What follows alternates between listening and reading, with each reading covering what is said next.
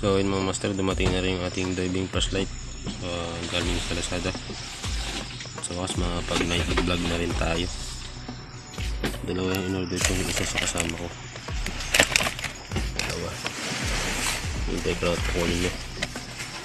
Ito kasi yung dating flashlight natin ay nasira na yung switch. Magnetic switch na di tulak lang. Nalagyan ko lang nag-magnet dito para nagagamit pa natin. 7,000 lumens dito yung UPARD. Ang order natin ngayon ay Hexenfire BB60.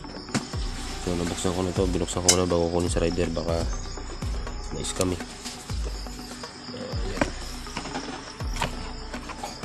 Flashlight lang ang in-order ko mga master dahil meron akong battery. So ito na yung Hexenfire BB60 mga master. 7,000 lumens lang, same lang, pero mas malaki ang bumbilya nito. So mamaya pag dilim ito-test natin ito kung malakas talaga.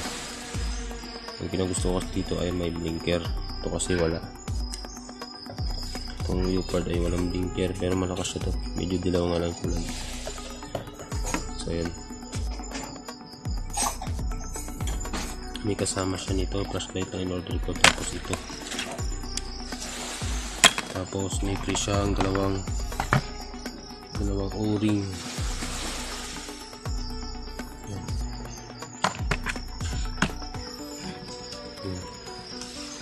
7,000 lumens, dapat same lang silang kalakas dahil 7,000 lumens yung UPARD natin.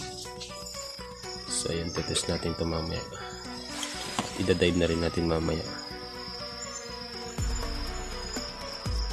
So ayun mga master, hintayin natin mamaya dumilim, maliwanag pa.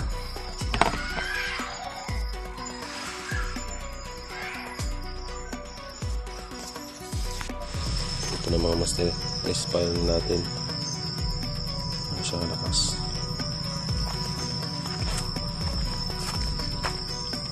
High, lakas. Low, yung blinker niya. High, low. Itong low, PD na to. So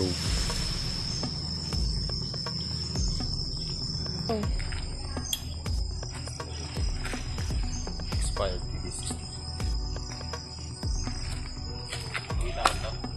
Okay